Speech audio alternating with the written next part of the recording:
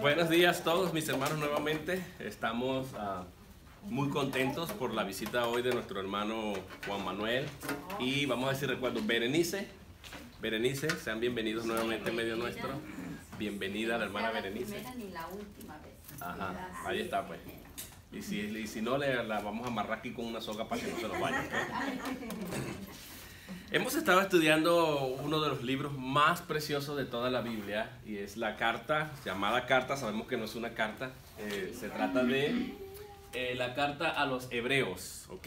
Vamos a quedarnos con ese título de carta o epístola, sabemos que no lo es, ya lo sabemos. Pero es uno de los libros más preciosos porque ya les he dicho que en él no solamente se presenta el Evangelio, sino que se nos abre todo lo que se dice de Cristo en el Antiguo Testamento, cuyo tema principal es que Cristo es superior, Cristo es mayor, Cristo es más grande. ¿Que quién?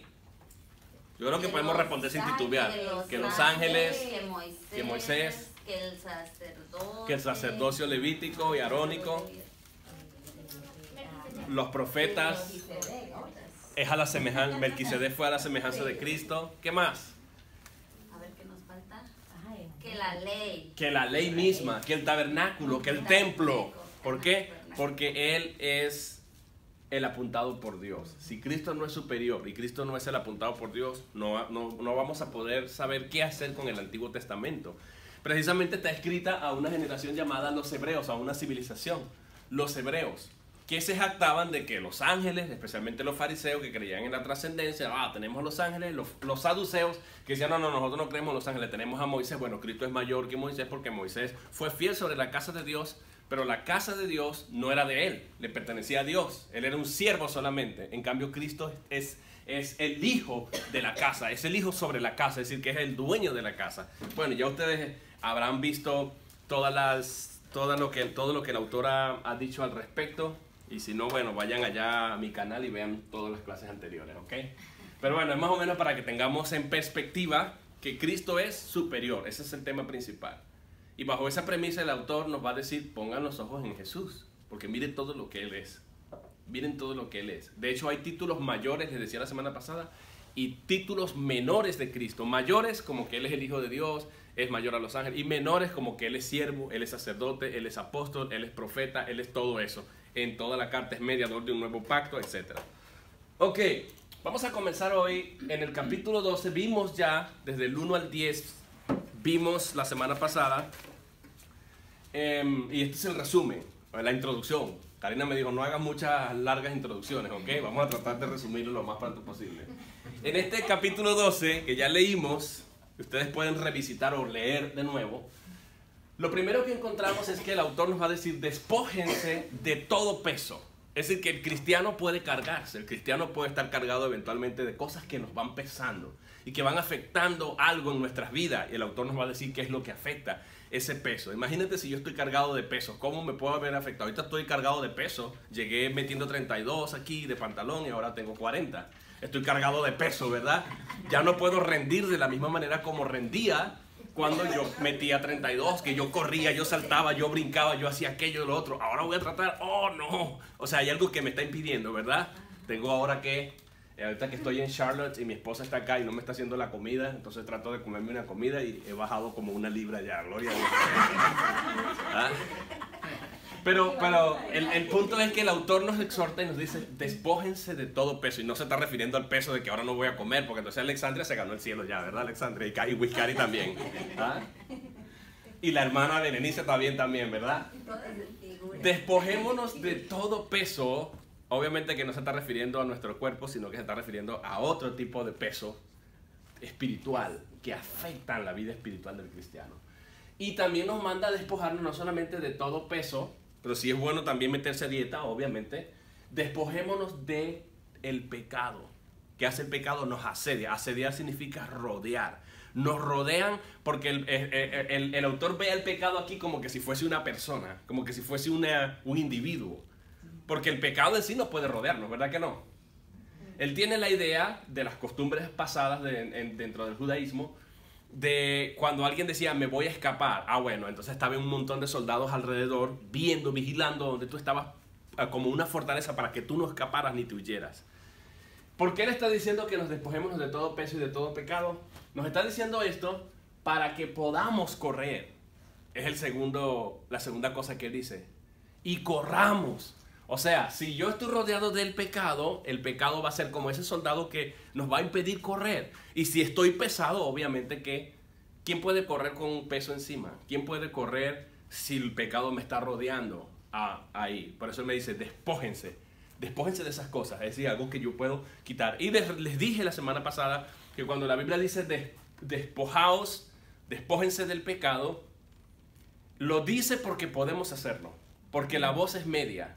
Recuerden que hay 3 voces, yo no los quiero confundir mucho con gramática, pero para ponérselo simple, la voz media lo que quiere decir es que cuando Dios me dice, haz esto, es porque ya Él ha puesto en mí la fortaleza y la posibilidad de que yo lo pueda hacer. Dios no nos va a decir, hagan esto sin la ayuda de Él. Cuando Él dice, por ejemplo, esforzaos. Él dice esforzaos porque ya Él me ha dado fuerzas para que yo lo haga.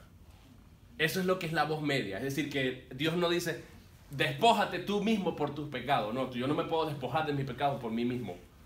Hay alguien que me ayuda en ese proceso. Tenemos el Espíritu de Dios, tenemos su palabra. Dios nos ha dado herramientas con las cuales nosotros vamos cada vez cambiando y hacemos una línea en el tiempo y decimos, oh, Erasmo, mira, aquí estabas tú cuando empezaste. No había mucha luz en ti. Pero ahora que has pasado 20, 10, 15, 30, 40 años en el Evangelio, ya te estoy poniendo muy viejo, ¿verdad, Erasmo? Mira aquí cómo ha ido progresando tu vida espiritual. No puede ser el mismo Erasmo que comenzó aquí, en la línea del tiempo, como yo siempre pongo. Aquí está Erasmo, o cualquiera de nosotros, y Erasmo ha recorrido su carrera hasta aquí.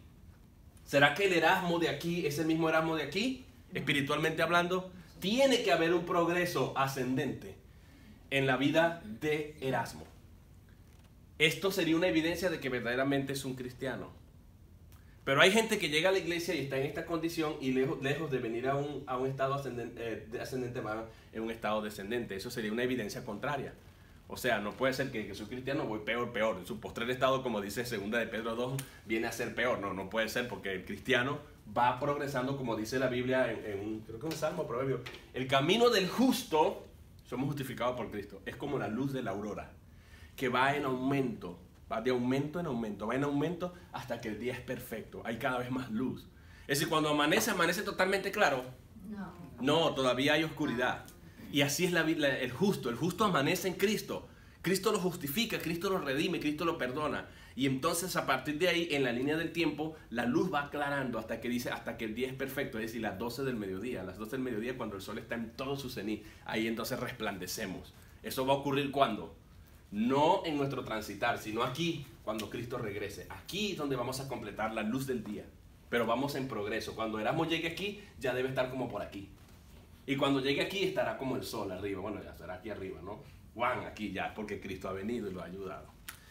Entonces, bueno, ese es el punto. Pues no sé si pueden entender más o menos lo que el autor nos está diciendo. Entonces es, despójense. Ustedes tienen la fortaleza para despojarse. Ustedes tienen las herramientas para despojarse. Toda la información que yo les he dado ya es un recurso que Dios les ha dado como para que ustedes tengan la posibilidad de despojarse. Dios no les está diciendo a ustedes despójense porque ustedes son muy capaces de despojarse. No, Dios les ayuda a despojarse de ese peso y Dios les ayuda a despojarse del pecado. Eso es lo que quiere decir. ¿Y acaso no es eso cierto? ¿Acaso cuando pecamos el Espíritu de Dios no nos lo hace saber? Sí. ¿Acaso el Señor no me recuerda su palabra cuando estoy frente a la tentación? Sí, esa es la ayuda que tenemos. Y por eso el autor dice, hey, no se pongan a pensar, ¿será que lo hago o no lo hago? Háganlo, despójense, háganlo. Porque si no lo hago, entonces no voy a poder correr. El autor lo que nos está diciendo, la vida cristiana es como una carrera, mis hermanos. Desde que llegamos a Cristo, nos embarcamos en una carrera. Pablo también presenta ese cuadro de atleta, de corredores. Si yo trato de correr, y esta es la idea aquí, esto es algo también deportivo, atlético. El autor acá lo que nos está diciendo es, fíjense, si yo trato de correr, cuando una persona se embarca en una carrera, la primera cosa que tiene que hacer es que despojarse. Por eso ustedes pueden ver la vestidura. Observen ustedes un atleta, ¿cómo se viste un atleta? ¿Será que pueden ir como yo ando vestido aquí? Con unos zapatos de tacones y con pantalones y unas correas gruesas y con... pues esto es como le llaman ustedes, chamarra, pues no quiero decir la otra palabra porque sé que es grosero para ustedes. Chamarras de cuero. La gente no puede salir a una carrera así como yo ando vestido. Los atletas tienen que vestirse lo más liviano posible. Bueno, pero por si me das en el camino me voy a poner aquí una mochila con... ¿Será que puede hacer eso un atleta? No, él tiene que ir libre, sin nada. Esa es la idea aquí. Lo que le está diciendo, mire, la vida cristiana es una carrera. Lo primero que ustedes tienen que hacer es consideren qué cosas les están pesando a ustedes. Despójense de eso. Y la segunda cosa es el pecado. El pecado es algo que va a rodear. El pecado es presentado aquí como los distractores, mis hermanos. ¿Por qué? Cuando los jugadores van a correr, no sé si ustedes han visto una pista de carrera. ¿Qué ven ustedes alrededor? Nada, nomás las líneas. No, sí hay muchas cosas distractivas. Pero Les la ponen carrera, dibujos para llamar la atención y muchos hermanos han perdido la carrera porque se han detenido a ver el dibujo o el arte o aquello. Sí, les ponen muchos distractores. Siempre ha sido así. Obviamente que hay una línea que ellos van siguiendo, pero a ellos les ponen dibujos, les ponen cosas, les ponen distractores. Y ese es más o menos el sentido aquí, cuando nos dice despojémonos del pecado que nos asedia, nos está diciendo, mira, va a haber muchas cosas que nos van a distraer mientras tratamos de correr, especialmente cuando vamos a salir. Si tú te distraigas, 1, 2, y tú estás viendo, uy, qué tremendo tigre dibujaron aquí o algo, te quedas, mi hermano. Y el otro corrió y tú te quedaste y perdiste en la carrera. Ese es más o menos el sentido aquí, el sentido alegórico de lo que está diciendo el autor aquí. El pecado es ese distractor que va a impedir que tú corras la vida cristiana con la libertad con que deberías correr. Te vas a sentir atrapado. Y hay muchos cristianos que están así, atrapados, que se sienten la vida espiritual pesada. Y eso es lo que el autor está diciendo. Entonces, ¿para qué tenemos que hacer esto? Para que corramos. Y aquí hay lo que llaman paradoja. Una paradoja es una idea que se presenta como en forma contraria o antagónica, en forma contradictoria. Dice corramos. ¿Qué se necesita hacer para correr? ¿Se necesita paciencia para correr? No. Agilidad y rapidez. Ahora ven ustedes la paradoja. El autor dice, y corramos. Entonces la idea no es correr como si fuera qué sé yo, ¿verdad? Como un venado o algo. No se trata de... la vida, lo que está diciendo el autor, la vida cristiana, la carrera cristiana no es a todo dar. Es con paciencia. Yo me despojo para estar libre para correr. Yo pongo el pecado a un lado para estar libre para correr. Pero Dios no exige de nosotros que corramos a todo dar. ¿Por qué dice con paciencia? Porque por muy rápido que un cristiano corra, no significa que va a alcanzar la meta rápidamente. Porque Cristo no ha venido todavía. Entonces por eso es que tenemos que correrla con paciencia. Y da una clave. La paciencia que tenemos que tener tiene que ver con poner los ojos en Jesús. Con los ojos puestos en Jesús. Esto no es Target, la tienda, sino la meta del cristiano. O sea, ok, yo me despojo, yo quito todo lo que me estorba, yo evito los distractores y ahora voy a correr. ¿Voy a correr a todo dar? No, con paciencia. Y nada más tengo que tener en mi mente el target, la meta, el objetivo. ¿Cuál es el objetivo? Jesús. Puestos los ojos en Jesús, quien es el autor y consumador. No consumidor, que es distinto, ¿no? Consumidor es Gusto Medina, por eso ha agarrado bastante kilitos, ¿no? Consumador significa el terminador, el perfeccionador, el que completa la obra. Él no es solamente el que la inicia. ¿Qué inicia Cristo? La fe. Inicia la fe, pero también es el que termina la fe nuestra. Es el que la completa, el que la lleva a su término. Lo cual este es un indicio, hermanos, un título de Cristo, autor y consumador, que garantiza la seguridad de nuestra salvación. Porque es Él el que nos ha puesto la fe y Él es el que la va a perfeccionar hasta el final. Hasta el final. Entendiendo eso, yo veo a Cristo allá y digo, ok, mi meta es Jesús. Entonces voy a correr la carrera. La voy a correr. Tiene que ser corriendo, pero con paciencia. Más o menos como un trote, ¿verdad? Es más o menos la idea. Lo importante es no correr muy duro. Porque también corro el riesgo de caerme. Si corro muy duro, ¿no? O de olvidarme de la meta. Uno tiene que correr con cierta paciencia para poder seguir viendo la meta a lo lejos. Si corro muy duro, me voy a nublar y no voy a ver. Bueno, no sé. Es una idea que les doy. Después de decirnos esto el autor, él nos va a echar unas bases o dar las razones o los motivos, o vamos a decir, va a poner 4 trampolines que nos van a permitir a nosotros agarrar impulso y correr. El primero es los testigos del capítulo 11, que son llamados los héroes de la fe. Por eso que ustedes pueden leer el capítulo 12:1, por tanto, nosotros también teniendo en derredor nuestro tan grande nube de testigos. ¿Cuáles testigos? De los que habló en el capítulo 11. Ellos corrieron la carrera de la fe. Algunos alcanzaron el premio, otros no lo alcanzaron. Pero lo importante es que alcanzaron un buen testimonio delante de Dios. Ese debe ser el principal trampolín, la principal cosa que nos debe impulsar, que nos debe dar ánimos. Es que antes que nosotros también hubo gente que estuvo en el camino del Señor y que sufrieron y que alcanzaron buen testimonio. ¿Como qué? Como gente de fe. Y el autor nos está diciendo, ¿ustedes quieren conseguir un motivo? Acuérdense lo que yo les acabo de decir en el capítulo 11. 22 personas, de 22 personas se nombran allí, aparte de otros que no se nombran. Muchos fueron bendecidos, recibieron la promesa, otros no la recibieron, pero el punto es que ambos grupos tienen algo en común. Y es que ambos grupos alcanzaron buen testimonio delante de Dios. ¿Por qué? Porque se mantuvieron en fe hasta el final. Entonces, el punto es, yo me voy a despojar y yo de todo peso y de todo pecado y voy a correr porque ya hubo gente que corrió. Ellos son mi motivación, ellos son como testigos, nos están diciendo, vamos pues, ya nosotros lo hicimos. ¿Y ustedes qué? ¿Se van a quedar ahí? ¿O es que ustedes son distintos a nosotros? Se van a quedar allí, miren lo que nosotros hicimos. Eso es lo que hizo el autor, abrirnos las páginas. Miren a estos 22 personas y otros que no les voy a mencionar. Están todos en el Antiguo Testamento. Vean cómo Dios los usó, vean cómo ellos corrieron la carrera, vean cómo ellos se mantuvieron en fe, vean todos los problemas y los sufrimientos que enfrentaron, vean todas las situaciones difíciles que atravesaron. Y a pesar de todo, Dios los llama gente de fe. Y Dios quiere llamarlos a ustedes gente de fe. Por lo tanto, los testigos son la plataforma sobre la cual nosotros nos sentimos impulsados para correr. Esa es la principal cosa. La segunda cosa que nos dice el autor es que Jesús sufrió también. Cuando dice ahí en el versículo 2, puesto los ojos en Jesús, el autor y consumador de la fe, el cual por el gozo puesto delante de él, sufrió la cruz, menospreciando el oprobio, y se sentó a la diestra del trono de Dios. Considerad aquel que sufrió tal contradicción de pecadores contra sí mismo, para que vuestro ánimo no se canse hasta desmayar. Es decir, no se desmayen. ¿El ánimo de qué? De correr. El ánimo de estar en la carrera. No se tienen que desanimar porque hay alguien que ya sufrió. Considérenlo a él, pongan los ojos sobre él. Él ya sufrió tal contradicción, él ya padeció y lo hizo con una finalidad, para que ustedes no desmayen. Entonces vemos a Cristo, vemos lo que Él es, vemos los títulos mayores de Cristo, vemos cómo Él sufrió y decimos, bueno, si nosotros estamos sufriendo algo, ¿será que yo puedo sufrir igual que Cristo? Yo jamás voy a llegar a sufrir como Cristo sufrió, porque Cristo fue clavado en la cruz. Mi sufrimiento jamás se va a comparar al sufrimiento de Cristo. Cristo sufrió psicológicamente porque Él fue avergonzado, desnudo delante de todos, lo pasearon por toda la ciudad. Sufrió emocionalmente porque se burlaban de Él, meneaban la cabeza y hacían bullying de Él mientras estaba en la cruz.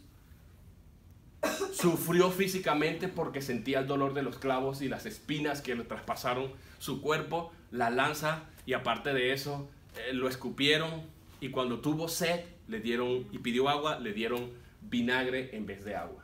Jesús sufrió. Y nosotros a veces, ay no, ya me estoy sufriendo, aquel hermano no me dio la mano, aquel hermano no me saludó, yo ahora me meto a mormón, yo me descarrío, yo no busco más a Dios. O sea, esa es la actitud que nosotros debemos tener. Me meto a mormón ahora. ¿Por qué no? Porque el pastor saludó a todo el mundo y se le olvidó saludarme a mí. He escuchado yo gente así. Ya no fui más, porque ahí al hermano aquel le dieron para que cantara y a mí no. A aquel hermano lo pusieron a predicar y a mí no. A aquel hermano lo pusieron en la cartelera de actividades y a mí no. Ay, hermano, por favor.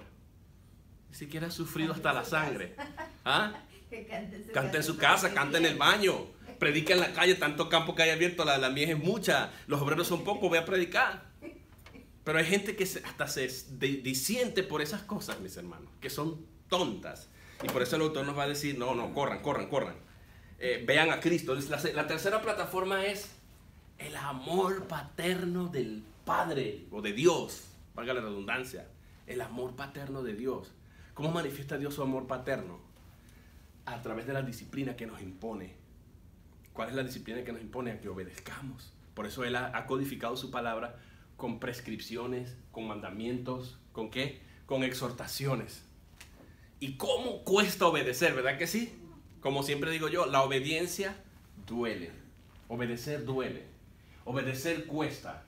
Obedecer duele, pero la desobediencia duele mucho más. Pero cuando estamos obedeciendo, estamos desarrollando disciplina. Por eso es que Dios ha codificado su palabra en mandamientos, exhortaciones, prescripciones, y entonces yo digo, wow, tengo que hacer esto, tengo que hacer esto, tengo que hacer esto. Puedo optar por no hacerlo, pero si lo hago voy creando una disciplina. Y si yo hago eso, entonces estoy experimentando el amor del Padre. ¿Qué dijo Cristo? Si me amáis, guardad mis mandamientos. Si ustedes guardan mis mandamientos, mi Padre y yo haremos morada en vosotros. Entonces la manera como Dios nos hace ver, por eso dice, ¿qué padre hay que no corrija a su hijo, que no discipline a su hijo? La manera que Dios tiene es dándonos mandamientos para que obedezcamos. Cuesta, duele, se requiere disciplina para hacerlo. Pero cuando lo hacemos, vemos que Dios nos está dando una manifestación de amor. Aquí es curioso, hermano, porque a veces nosotros creemos que el amor de Dios es peace and love, como dicen los gringos, solamente paz y amor, florecitas, mensajes bonitos, caricia a los oídos. Uno cree que eso es amor, pero Dios no manifiesta su amor a sus hijos así. La manera como Dios manifiesta su amor a sus hijos es a través de la disciplina, a través de los mandamientos, a través de exigirle a nosotros que cumplamos ciertos requisitos. Entonces, nosotros a veces pensamos, oh, Dios es amor. No, Dios es amor. Y nos gusta esa parte de Dios. Y cómo nos gusta aquellos textos, el Señor es mi pastor. Pero no leemos más el contexto donde dice que su vara y su callado me infundirán aliento. También tiene una vara para darme duro. Pero me gusta nada más una parte de Dios y la otra parte no. Ya no cantemos más esa canción, es más. También la otra plataforma, entonces el amor de Dios. Oh, no, mira, Dios me manda que le obedezca, Dios me pasa por pruebas, Dios me pasa por sufrimientos, Dios, y no solamente a mí, también lo hizo con los testigos que tenemos anteriormente. Entonces eso tiene que ser más bien un motivo de ánimo, de seguir adelante. La tercera cosa es que cuando Dios nos aplica la disciplina, Él nos está haciendo partícipes, versículo 10, ¿de qué? De su santidad. Nos está haciendo partícipes de su santidad. Dios comparte su santidad con nosotros. Recuerden que Dios tiene atributos. Les dije la semana pasada con los que cerré. Y aquí te cerro la introducción. Dios tiene atributos. Unos atributos de Dios son, ¿qué cosa? Incomunicables. Los primeros son incomunicables. Muy bien, hermana, anotó. Incomunicables. ¿Qué significa incomunicables? No lo compartimos. Exactamente, porque están ligados a la gloria de Dios. Son incomunicables. Y unos atributos de Dios son incomunicables. Un ejemplo, la omnisciencia de Dios. ¿Yo soy omnisciente porque soy hijo de Dios? No, yo no lo sé todo. Por lo tanto, es un atributo que es único y exclusivo de Dios. La omnipresencia de Dios. Yo puedo estar presente aquí, presente en todas partes, en China, en Japón, en Venezuela. Ojalá así fuera, ¿verdad? No, es un atributo incomunicable de Dios. La omnipotencia. ¿Yo lo puedo todas las cosas? No, entonces los atributos de Dios son incomunicables. Y hay muchos otros, pero nada más esos tres para ponerles un ejemplo que son más claros. Ahora, los atributos comunicables de Dios, ¿cuáles son? El amor. ¿Qué más? Santidad. La santidad. Fidelidad. La fidelidad. ¿Qué más? Amor. El amor. Misericordia. Bueno, el amor ya está marcado ahí, hermana. Lea primero. Perdón, aquí estoy leyendo mi lista. Justicia. Ira. Hay otros, pero vamos a dejarlo hasta ahí. La misericordia también es parte de Por esa, supuesto. Del amor se desprende la gracia y se desprende la misericordia. Muy bien, hermana, gracias. Tiene 100 puntos. La estoy copiando, hermano. Misericordia y gracia. Esos son atributos que... Tenía un poco de duda porque es... Sí, porque... Piensen ustedes, ¿puedo yo amar? ¿Puedo yo tener misericordia de alguien? Sí. A menos que ¿Puedo? le da uno eso, ¿no? Exacto, Dios nos los da. Eso es lo que significa comunicable. Dios nos los da. Obvio que nosotros no lo vamos a tener al mismo nivel que Dios lo tiene. Yo puedo amar, pero no puedo amar perfectamente. Y eso lo vemos en Pedro cuando el Señor le dice, agapás mí, me amas. Y él le dijo, filosé, te amo pero con amor humano, te tengo cariño. Hasta ahí llega nuestro amor. Obviamente que Dios pone eso en nosotros, pero no llegamos a amar incondicionalmente. Es muy difícil. El amor, o sea, Dios comparte sus atributos y nos los da hasta cierta medida, pero nosotros no podemos, por nuestra misma naturaleza, tenerlos a plenitud como Dios los tiene. Y por eso que a veces nosotros odiamos, por eso que a veces nosotros nos provoca vengarnos, por eso que nosotros tenemos rabia, es por eso que a veces nos consagramos y a veces no nos consagramos, es por eso que a veces nos duele cuando vemos injusticia, pero a veces nosotros mismos somos injustos. hasta la manera como castigamos a nuestros niños a veces. Es por eso que la ira, Dios también comparte su ira, pero ira respecto a ¿qué? Al pecado, a las cosas malas. Nosotros también ya odiamos el pecado, aborrecemos las cosas malas y tratamos de odiar las injusticias. Nosotros tenemos estos atributos, pero no de una manera perfecta. Porque, obviamente que todavía, como dice Juan, el que dice que no tiene pecado, se engaña a sí mismo. O sea, no podemos, ese es el problema, Dios lo da hasta cierta medida, pero nosotros por nuestro pecado nos nubla y no podemos tener estos atributos a plenitud. Algún día los tendremos, pero no los tendremos completamente. Entonces ese es el punto aquí. La santidad de Dios es compartida y el método que Dios utiliza para transferir su santidad es la prueba, las luchas, las disciplinas, las dificultades. Esa es la manera como Dios nos porque las disciplinas y los sufrimientos nos hacen buscar a Dios. No, yo ahora necesito orar más a Dios, necesito esto porque estoy pasando por un momento difícil. Oren por mí. Ustedes ven que uno tiene la tendencia de buscar lo espiritual. El verdadero cristiano tiene esa reacción. El que no es verdaderamente cristiano, cuando pasa por un momento de prueba, de dificultad, dice, ahora yo no creo en Dios, Dios no me ayudó cuando yo estaba pasando por este momento. Se me pasó que se me murió el perro, aquí el gato se me... No, o sea, uno se pone bravo con Dios. ¿Ve la diferencia? Una pregunta entonces, pastor. Hágala duro para que escuche la gente de aquí que me... Ando medio afónica. Cuando uno recibe esos atributos compartidos con Dios, no quiere decir que los va a recibir cuando recibe uno a Cristo, ¿verdad? Eso los recibe uno antes. Los atributos de Dios son compartidos con todo tipo de personas. Ajá. Son comunicables a todo tipo de personas. Ajá. Pero cuando llegamos a Cristo, es donde más visibles están. Es donde más verdaderamente, porque son dones de Dios. ¿Ok? Obviamente que nosotros tenemos, en ese sentido, tenemos la semejanza con Dios en muchas cosas. Porque podemos amar, porque Dios es amor. Podemos hacer esto por aquello. Pero especialmente el cristiano recibe esto y por eso es que él puede decir, despójense, porque Dios nos ha dado estas herramientas para nosotros hacerlo. Dios ha compartido eso con nosotros. ¿Sí me explico? Muy bien, muy buena pregunta. Ok. Después del autor hablarnos y presentarnos todo esto, hablarnos de la santidad y nos dice, la santidad, al momento, ustedes pueden darse cuenta que ninguna disciplina, cuando es aplicada, es motivo de gozo. ¿Quién se alegra porque lo disciplinen? Si más bien cuando yo le doy disciplina a mis hijos, mi hija me dice, ¡ya no te quiero más! Pura mentira, sí me quiere, pero es que está brava. Yo ahora me alegro que me disciplinaron. ¿Viste? Entonces ese es el punto. El punto es que nos disciplinan. Un poco.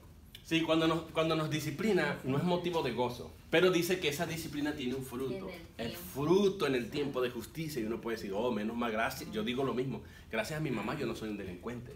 Cuando yo me agarré un carrito, me dio duro, me pao. Y ahora yo soy moralmente, entre comillas, mejor. O sea, no soy una mala persona socialmente hablando, que delante de Dios somos lo peor, ¿verdad? O sea, usted entiende el punto. El punto es que la disciplina ayuda a corregir ciertas conductas, a tener disciplina, a tener cierto tipo de conducta, comportamiento que resultan en obras de justicia, que es lo que dice el autor en el versículo 11, capítulo 12, versículo 11. Después de decir esto el autor, después de echar todas estas bases, él va a retomar el tema que había abandonado. ¿Dónde lo retoma? En el versículo 12. ¿Cómo yo lo sé? Porque fíjense cómo dice, versículo 12 dice, por lo cual, ¿qué? ¿Por lo cual qué? Levantar las manos caídas y las rodillas paralizadas. Oh, ahí está. Tenemos que tener esto en perspectiva y por eso lo puse aquí a propósito, para que ustedes puedan ver esto. Pero antes de entrar aquí, ustedes se pueden dar cuenta, hermanos, que la vida del cristiano dentro de esa carrera va a estar marcada por victorias, pero también por desánimos. Victorias y desánimos. Y si no lo creemos, vayamos al capítulo 11. Ustedes pueden ver cómo esta gente tuvo victorias, pero también pasaron por momentos difíciles y se sintieron muchas veces frustrados. Y esa es la carrera del cristiano. Y por eso Él nos tiene que decir, despójense de todo peso y del pecado y corran con paciencia, puestos los ojos en Jesús, el autor y consumador de la fe. Porque la vida del cristiano es de altas y bajas. A veces estamos en la euforia y ¿verdad? Gloria a Dios, aleluya. Y a veces estamos, ay hermano, estoy pasando por este momento, tú sabes, hermano, ore por mí. Es verdad. Y a veces estamos, hermano, ¿tienes alguna oración? Vamos a orar por ti. Estamos más bien echando porras, animando. O sea, la vida del cristiano se va a debatir como un sub y baja. sube y baja. Y eso es lo que el autor nos está diciendo con todo esto. Por eso él va a retomar el tema y que dice, por lo cual, o sea, por todo esto que yo acabo de decir, los trampolines, los testigos, Jesús sufrido, el amor paterno de Dios, la santidad que Dios comparte, todo esto nos debe servir a nosotros para algo. Por eso, por esa razón, por lo cual, ¿qué debemos hacer nosotros? Levantad las manos, en el original griego dice enderezad. Levantad las manos y las rodillas paralizadas. Algunos leen este texto aislado del contexto y dicen, ¡oh! Dios nos está mandando a orar. Hay gente que no está orando, levante la mano, te saca canción, levanto mis manos, como que si fuese algo mágico, por levantar la mano, ya. Escuchen todo lo que dice la canción. Levanto mi mano, aunque no tenga fuerza, levanto mis manos, aunque tenga 1000 problemas. O sea que la mano levantada me va a resolver 1000 problemas. Cuando levanto mis manos, comienzo a sentir una unción. O sea, antes no la sentía. El espíritu se fue cuando tenía las manos abajo. Y cuando la subí, entonces la unción viene. ¿O acaso no dice la Biblia que la unción que vosotros recibiste, la cual permanece en vosotros? ¿Ven ustedes cómo la canción muchas veces se aleja de la palabra de Dios? A veces porque agarran versículos de esto y se alejan totalmente. Pobre Samuel Hernández, que me perdone, hermano, somos hermanos en Cristo, ¿no? Pero bueno, ese es el punto. El punto es que dice, por todo esto que les digo, levanten las manos, pero no está hablando de levantar unas manos literal y las rodillas paralizadas. Oh, es que no están orando, tienen que orar. Muchos dicen, tienen las rodillas paralizadas. Al contrario, cuando dice las rodillas paralizadas es que están de rodillas. Necesitan enderezar las rodillas. ¿Cuál es la idea aquí? Significa que están débiles. Exactamente, mi hermana. Por eso eres mi esposa, mamá. La agarraste, ¿no? Están debilitados. Ellos están corriendo. Empezaron bien la carrera. Pero llega un momento en que... ay, no, yo estoy cansado. Ya no puedo. Esa es la idea. ¡Ey, no! Vamos, ánimo, levántese. Recuerden que tenemos aquí los testigos, tenemos a Jesús sufrido, tenemos el amor paterno del Padre, tenemos la santidad que Dios nos ha dado. ¿Cómo que ustedes? Vamos, agarrar los trampolines, levántese, levanten las manos, levanten las rodillas paralizadas. Es tiempo de continuar. Ven que esto está conectado con esto, está conectado con correr. No se pueden tirar al desánimo, no pueden dejar que el desánimo los domine, no pueden dejar que las fuerzas se acaben. Tienen de qué echar garras y por eso ven, despójense. Voz media, tienen los testigos, tienen a Jesús, tienen el amor, tienen la santidad. Esos son los trampolines. Ya, déjense de flojera ya. Tienen que levantarse. Ahora, ¿qué sigue diciendo? Por lo cual también, levantar las manos, ya se me fue. Y las rodillas paralizadas. Levantar las manos caídas, estoy desanimado. Y las rodillas paralizadas. Y hacer sendas derechas, esto es un hebraísmo. Hacer sendas derechas para vuestros pies, para que lo cojo no se salga del camino, sino que sea sanado. Más o menos las palabras que dijo Juan Bautista. Lo que quieren decir es, sean justos, caminen bien, sean rectos, traten de vivir una vida íntegra. Eso es lo que quiere decir, es un hebraísmo. Ok. Seguir la paz con... Ajá. La tercera cosa que se nos dice, seguir la paz con todos y la santidad. Voy a poner aquí dos cosas, ¿no? Paz. ¿Y cuál es la otra? Santidad. Y esto debe ser seguido. Por eso dice, ¿cuál es el verbo? Seguir, sigan. Seguir. ¿Por qué se siguen? Porque lo tenemos. Dios lo ha compartido con nosotros. Como lo tengo, yo tengo que seguirlo. Lo sigo es porque va delante de mí, es porque Dios lo ha puesto delante de mí. ¿Me explico? La paz, ¿con quiénes? Con todos. Con todos. Y cuando dice con todos hay que limitar. Con todos se refiere específicamente a los cristianos.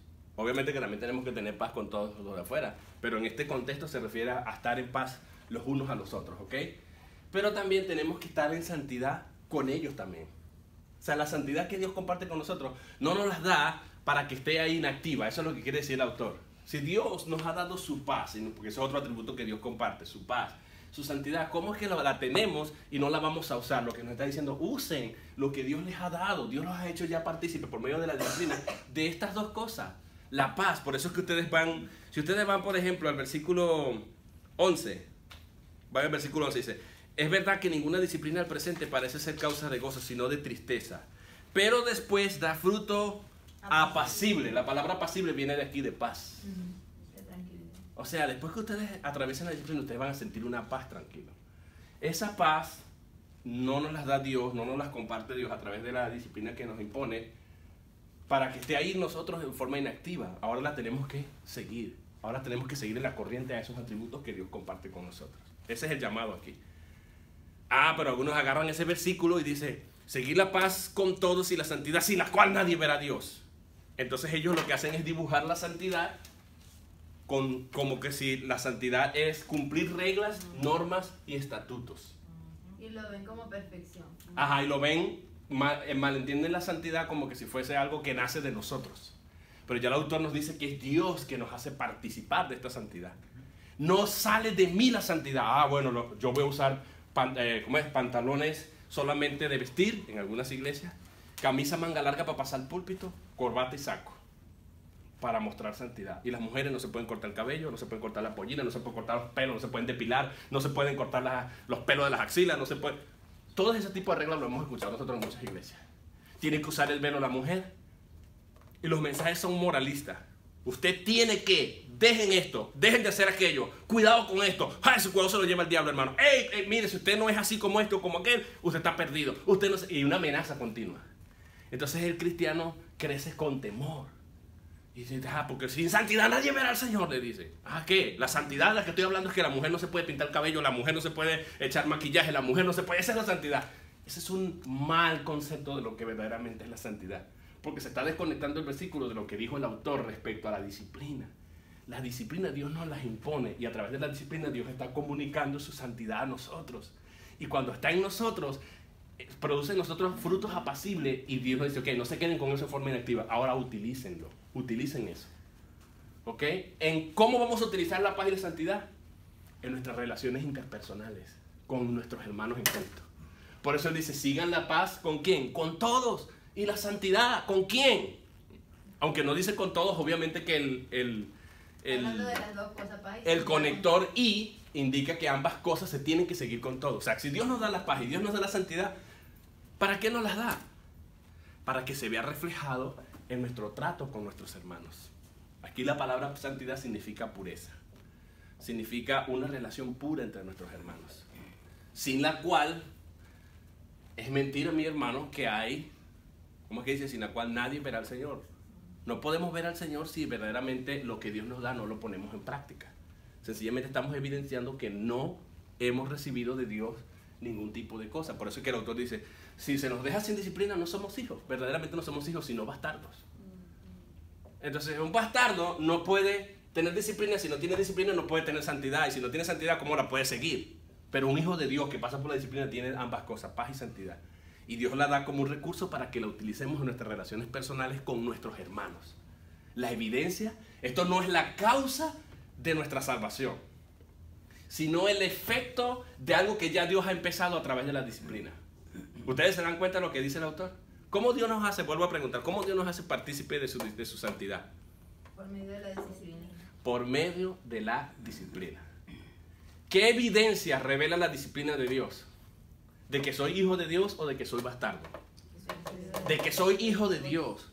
Como soy hijo de Dios, Dios me disciplina. Y como soy hijo de Dios, a través de esa disciplina Dios me da una santidad que Él quiere que ahora la lleve a planos prácticos con mis hermanos. Procurando la paz entre ellos y procurando ser puro en mi relación con mi hermano. Eso es lo que quiere decir.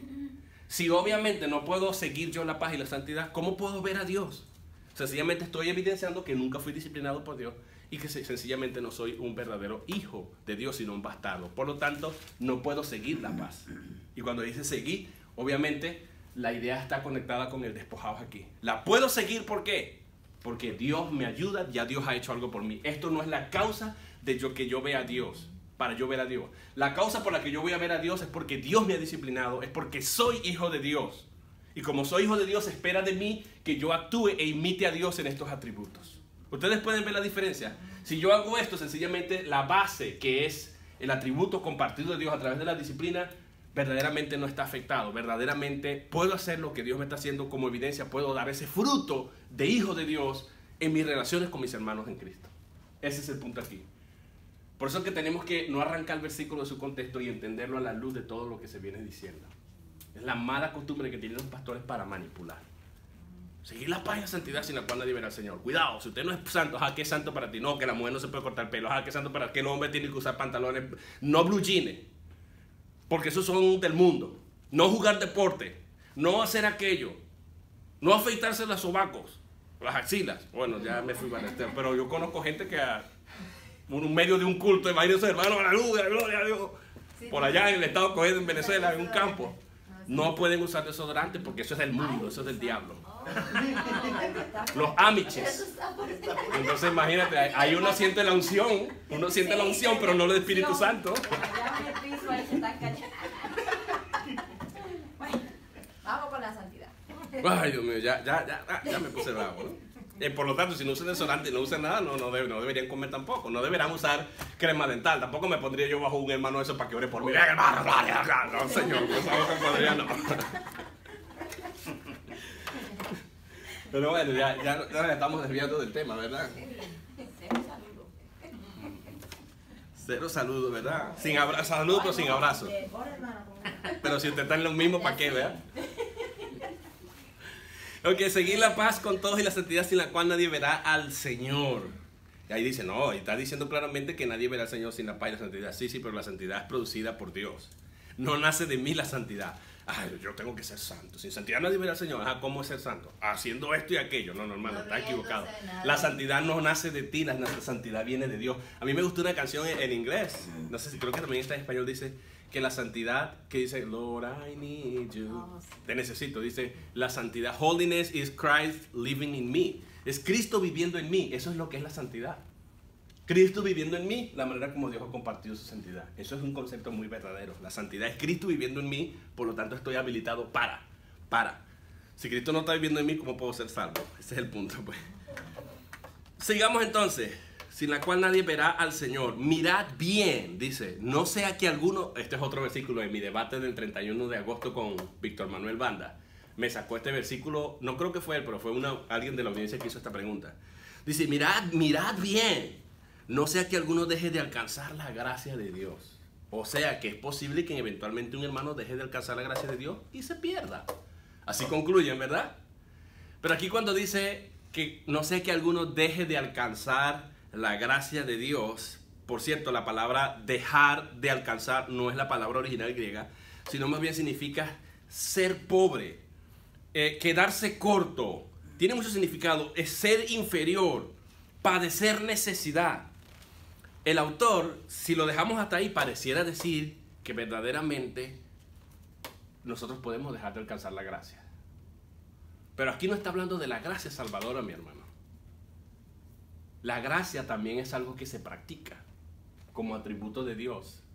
¿Y cómo yo lo sé? Vean el contexto, vean lo que dice después. Si ustedes nada más dejan este versículo ahí cortito, significa que eventualmente un verdadero cristiano puede dejar de alcanzar la gracia de Dios.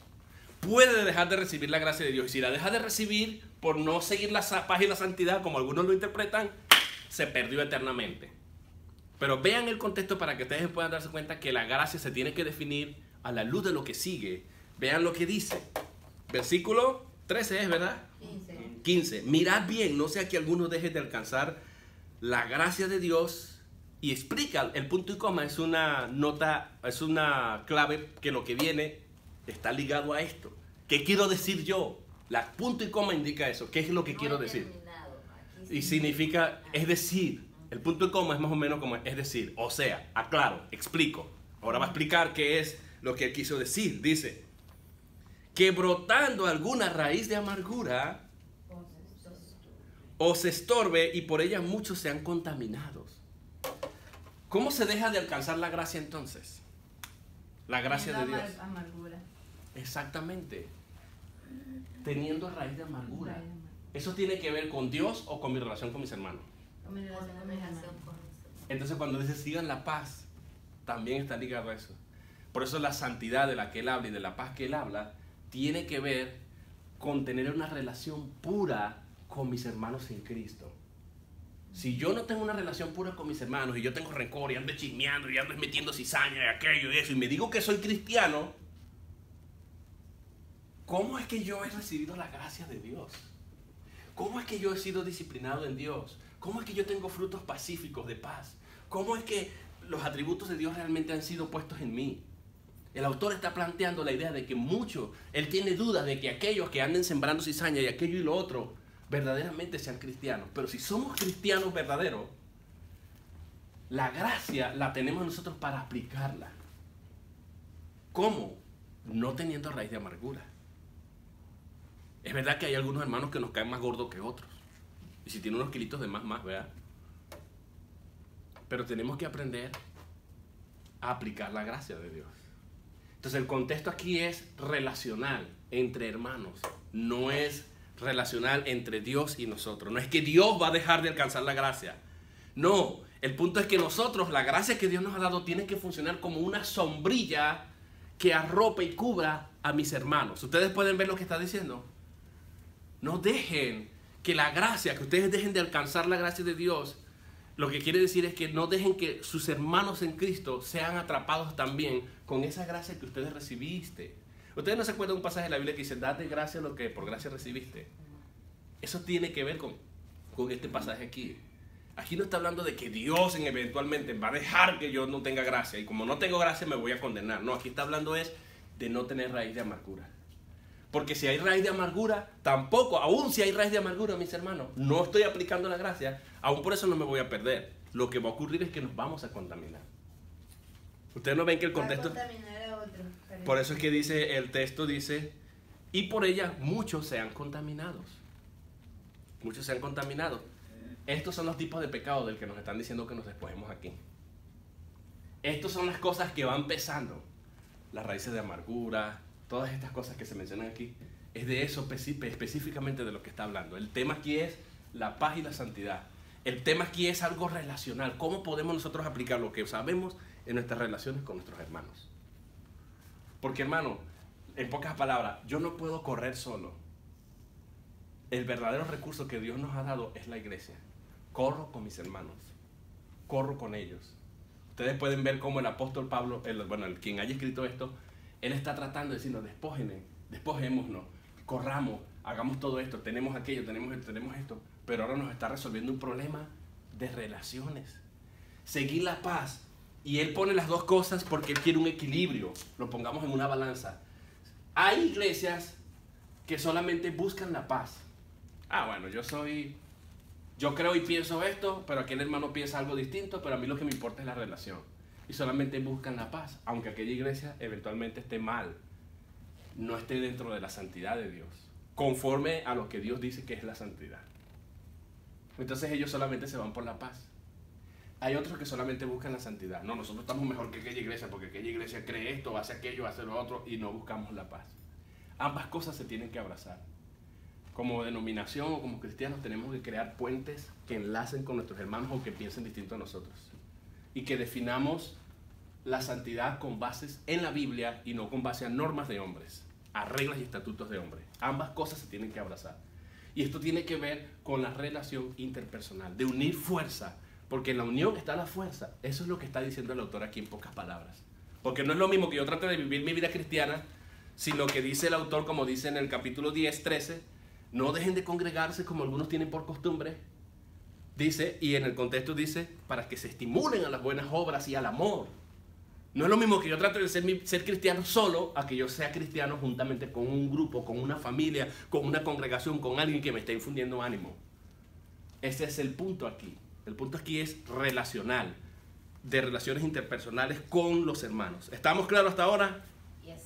Sí, o ustedes dicen, no me cuadra. A mí me parece que todavía esto no es así. Me parece que... Pero tiene usted la carga de prueba entonces, demuestre lo contrario. El contexto es claro. Versículo 16. No sea que haya algún fornicario o profano. Cuando dice fornicario, también hay cristianos que pueden eventualmente fornicar. La pregunta es, sí, eso es un tipo de pecado, de peso, que va a impedir que él ande libremente en la carrera. Pero se va a perder por eso. Si es practicante, Si lo hace con premeditación. si es practicante continuo y no se arrepiente de eso, o sea, él no siente ningún tipo de remordimiento por eso, entonces está dando evidencia de que verdaderamente no es cristiano, porque el Hijo de Dios sabe que tiene una conciencia de pecado y sabe que no puede fornicar con planificación y alevosía y ventaja, hacer lo que le dé la gana, sin sentirse mal, sin sentir que está fallando en el Señor. Hay gente que se vacila. Así éramos nosotros en el mundo antes. Pero cuando venimos a Cristo, si llegáramos a hacer esto o cayéramos eventualmente en algún tipo de pecado así, por eso que Pablo aconseja, huyan de las fornicaciones. Huyan. Huid de las fornicaciones. Porque es probable que alguno eventualmente pueda caer, si se queda ahí. Y aquí es donde está el punto. El punto es, el autor dice, no sea que haya algún fornicario. Ese fornicario va a traer contaminación al grupo, a la iglesia, a la congregación, a los hermanos, porque la iglesia ya no es pura completamente. Pero después de hablar del fornicario, salta ahora ¿a quién? Esaú. A Esaú, dice al profano o impío, profano, como Esaú. Este es otro ejemplo que me pusieron en el debate. Esaú se perdió. Ahí dice que procuró el arrepentimiento con lágrimas y no lo obtuvo. Ese es otro error que tiene. Porque dice, como Esaú, que por una sola comida vendió su primogenitura. Y yo los desafío, busquen en el texto donde dice que perdió su salvación. No lo dice, vean lo que dice. Lo que pasa es que venimos con nuestras ideas preconcebidas de que la salvación se puede perder y ya conseguí una prueba. Esaú se perdió, así que yo me puedo perder. No, mi hermano, no, vamos a leer la Biblia con calma. Que por una sola comida vendió su primogenitura. ¿Qué fue lo que vendió? Su salvación. Estos leen salvación en vez de primogenitura. Porque ya sabéis que aún después deseando heredar la bendición, no la salvación. ¿Qué fue lo que quería heredar? La bendición ligada a la primogenitura. Porque los hijos primogénitos heredaban una bendición de los padres. Los padres venían y daban una bendición sobre sus hijos. Y cuando el padre moría, este pasaba a ser el dueño de la casa y administrador de todos los bienes del padre. Eso es lo que está hablando en el contexto judío. Eso fue lo que perdió Esaú.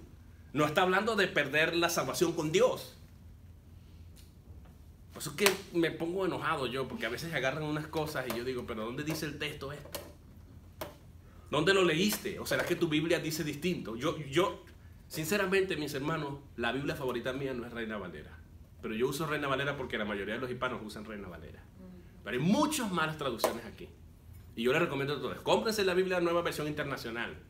Cómprense la Biblia de las Américas. Yo uso esto porque yo sé dónde están los problemas aquí. Porque conozco el griego. Ese es el problema. Yo uso la versión interlineal. Pero me preocupa, hermano, que agarramos versículos y ahí no dice que perdió su salvación. Lo que dice es que él comprometió su primogenitura en el contexto judío. Por lo tanto, al comprometer vender su primogenitura, ¿qué fue lo que se perdió? La bendición ligada a la primogenitura. ¿Acaso él dejó de ser hijo de Isaac? No, la condición de hijo no la perdió. De hecho, él le pidió una bendición a Isaac. Isaac le dio otro tipo de bendición. Ustedes pueden leer eso en sus casas en Génesis 25, Génesis 25 y versículo 31, y también en Génesis 27 al 38. Ustedes pueden darse cuenta que ahí arriba tienen esa referencia a lo que se está refiriendo. Entonces, deseando heredar la bendición, dice, fue desechado. ¿Desechado de qué? ¿De la salvación? No, de la primera. En el contexto, desechado de la primogenitura, desechado de la bendición ligada a la primogenitura. Fue desechado y no hubo oportunidad para el arrepentimiento, aunque la procuró con lágrimas. ¿Por qué? No porque él no podría. Él quería volver a retomar la bendición. Él quería volver a retomar la primogenitura. Pero en la cultura judía no habían documentos legales con que comprometerse, sino que la sola palabra valía de un padre hacia su hijo respecto a la bendición. Una vez que la bendición fuese declarada, no se podrían retractar de esto, ¿no? Aunque buscaras 1000 abogados, no podrían, porque el padre ya comprometió su palabra y eso era lo que valía. Esa era la palabra. No es como hoy, que hoy, hermano, vienes a tal hora, sí voy. ¿A qué hora? A las 5 y llegamos a las 6. Pues es que somos latinos, tú sabes, y nos justificamos con eso. No. Los judíos, cuando daban su palabra, la cumplían. O sea, no habían documentos legales. La única confianza era la palabra. Por eso decía, vuestro sí sea sí, vuestro no sea no. No le agreguemos más a eso.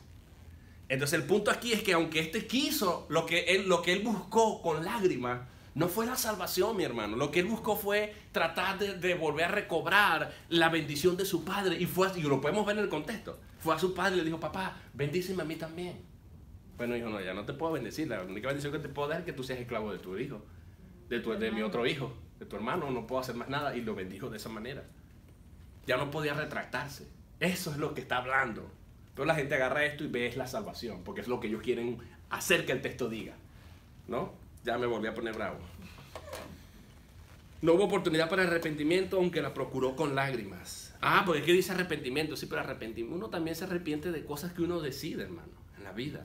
Tomamos decisiones y después nos arrepentimos de eso. Y hasta lloramos por eso, pero ya no hay nada que hacer. ¿No es así? ¿No nos pasa eso en la vida? Sí. Yo tenía que haber hecho esto. Yo lo pude haber hecho, pero no lo hice. Y hice esto. Y ahora que estoy llorando porque no lo hice. Si lo hubiese hecho me hubiese salvado. Eso es lo que está diciendo aquí. Voy a leer porque quiero terminar. Porque no habéis acercado... aquí el versículo 18. Porque no os habéis acercado al monte que se podía palpar y que ardía en fuego, a la oscuridad, a las tinieblas, a la tempestad, el sonido de trompeta y a la voz que hablaba, la cual los que oyeron rogaron que no se les hablase más, porque no podía soportar lo que se ordenaba. Si aún una bestia tocar el monte será apedreada o pasada con dardo. Y tan terrible era lo que se veía que Moisés dijo, estoy espantado y temblando, sino que os habéis acercado. Ok, aquí lo que está comparando es el monte Sinaí. La experiencia de Moisés fue rodeada de estruendos, de voces, de cosas que aterrorizaban. Hasta el mismo Moisés estaba temblando ante lo que él vio, lo que él escuchó, que dicen que de ese monte se oían ruidos que espantaban. Eso es lo que quiere decir cuando tuvo Moisés la experiencia. Y nos está diciendo, gracias a Dios que nosotros no tuvimos esa experiencia. Ni como los que rodearon a Moisés, ni como el mismo Moisés que tuvo que estar ahí temblando. Ahora dice, en lugar de eso, nosotros nos hemos acercado, versículo 22, sino que os habéis acercado al monte de Sión. Mientras ellos se acercaron al monte de Sinaí, nosotros nos acercamos al monte de Sión. El monte de Sión existía, pero el monte de Sión aquí no es el literal en Israel, sino que es algo espiritual. ¿Cómo lo sé? Por el contexto, vean. A la ciudad del Dios vivo, Jerusalén, no la de allá de Israel, sino la celestial. A esa que nos hemos acercado nosotros, decía, al cielo, en pocas palabras. A la compañía de muchos millares de ángeles. Es decir, ahora nosotros vamos a ser parte de los ángeles también. Ellos van a ser nuestros compañeros. Qué maravillosa es esa promesa. A la congregación de los primogénitos que están inscritos en los cielos. Es decir, a los verdaderos salvados. A Dios el juez de todos. Y dice, a los espíritus de los justos hechos perfectos. Probablemente sea una referencia a los héroes de la fe del capítulo 11. Pero también a aquellos que ya han partido con Cristo. Sus espíritus han sido ya perfeccionados. Y nosotros ahora nos estamos acercando y en algún momento vamos a estar en compañía con ellos también. Versículo 24. A Jesús, el mediador del nuevo pacto y a la sangre rociada, que habla mejor que la de Abel. Versículo 25. Aquí viene otra cosa que agarran para decir que la salvación se pierde. Me interesan esos versículos. Dice, mirad que no desechéis al que habla, porque si no escaparon aquellos que desecharon al que lo amonestaba en la tierra, es decir, a Moisés, mucho menos nosotros si desecharemos al que amonesta desde los cielos, es decir, a Cristo. Aquí lo que está diciendo es lo mismo que viene repitiendo desde el capítulo 2. O sea, si no perdonó a aquellos que recibieron justo castigo de los ángeles, recibieron justa retribución, ¿cómo creen ustedes que vamos a escapar si no escuchamos atentamente con diligencia la voz de aquel que nos ha hablado y que es mayor que los ángeles, Cristo mismo? Ahora aquí el contraste no es con los ángeles, sino con Moisés. Moisés los amonestaba y el que le desobedecía a Moisés recibía juicio de Dios. Está hablando del juicio retributivo de Dios, no de la pérdida de la salvación. Versículo 26. La voz del cual conmovió entonces la tierra. ¿Cuál voz? La de Cristo. Pero ahora ha prometido diciendo, aún una vez, y conmoveré no solamente la tierra, sino también el cielo. Y esta frase, aún una vez, indica la remoción de las cosas movibles como cosas hechas, para que queden las inconmovibles. Así que, o sea, pareciera decir que Cristo como que me está amenazando con la pérdida de la salvación. No. Recibiendo nosotros un reino. ¿Cómo es ese reino que hemos recibido nosotros? Inconmovible. ¿Cómo se puede conmover al reino que Dios ha puesto en nosotros? Si ya lo hemos recibido. El reino que nosotros hemos recibido es un reino inconmovible. Tengamos gratitud y mediante ella sirvamos a Dios, agradándole con temor y reverencia. Es otra frase hebraica para decir con amor, con cariño, con respeto. Y ahora vienen y sacan este otro versículo y lo conectan con el anterior para decir la salvación se pierde. Dice, porque nuestro Dios es fuego consumidor. Ay, hermano, no se equivoque. Aquí dice que sirvan a Dios. ¿Cómo es que dice? ¿Cómo dice? Tengamos gratitud y mediante ella sirvamos a Dios agradándole con temor y temblor, con santidad, con paz, porque si no, no nos vamos a quemar porque Dios es fuego consumidor. Vean cómo tejen el texto. ¿Verdad que la frase fuego consumidor tiene una idea negativa? ¿Verdad que sí? Nada más pensar que Dios es fuego consumidor. Pero usted sabía que para los judíos, cuando se hablaba de Dios fuego consumidor, no era algo negativo, sino más bien que estaba ligado a la esperanza de gloria más maravillosa que ellos querían. Así que cuando dice, tengamos gratitud, sirvamos a Dios agradándole con temor y reverencia, porque nuestro Dios es fuego consumidor, les está hablando de las promesas, de la gloria de Dios bienaventurada. ¿No lo creen? Alguien que me lea y con esto termino. Alguien que me lea, por favor, Éxodo 24, 16, 17. Éxodo 24, 16, 17. O sea, la idea de un Dios consumidor o devorador, fuego consumidor o devorador, no es negativa, mi hermano. Es positiva, es esperanzador, es más bien la gracia de Dios. El motivo de nuestra gratitud, de nuestro servicio a Dios, tiene que ser el que tengamos en perspectiva que Dios es fuego consumidor, no en sentido negativo, sino en sentido positivo. Vamos a ver qué dice Karina. 23, 16. Es Éxodo 24, 16 y 17. Dice, y la gloria de Jehová Escuchen. reposó sobre el monte Sinaí. Reposó sobre el monte Sinaí. Y la nube lo cubrió por 6 días. Y el séptimo día llamó a Moisés en medio de la nube. Y la apariencia de la gloria de Jehová era como fuego abrasador en la cumbre del monte, a los ojos de los hijos de Israel. ¿Qué era lo que era como fuego consumidor? La apariencia. La gloria de Dios. La gloria de Dios. La gloria de Jehová. La gloria de Dios, la apariencia era como fuego consumidor. Esa es la idea que tiene el autor aquí, porque recuerda que está hablando del monte Sinaí y lo está contrastando con el monte de Sión. Nosotros nos acercamos a la Jerusalén y la Jerusalén nuestra nos trae una esperanza. ¿Cuál es la esperanza? De poder algún día ver la gloria de Dios. La gloria de Dios. Ese es el fuego consumidor. El fuego consumidor está ligado a la gloria de Dios. No al Dios que me va a castigar y me va a echar en el infierno. El fuego consumidor. Cuidado, Dios te va a consumir, te va a derretir allá fritico y sin aceite. ¿Verdad? Eso no es lo que está diciendo el autor. El autor lo que está diciendo es, sírvanle a Dios. Sean agradecidos delante de Dios. Porque tenemos una esperanza. Vamos a ver la gloria de Dios en la Jerusalén celestial. Pero que pasa es que agarramos temor y temblor. Sírvanle con temor y reverencia, porque si no, el Señor te va a quemar. Así es que lo interpretamos.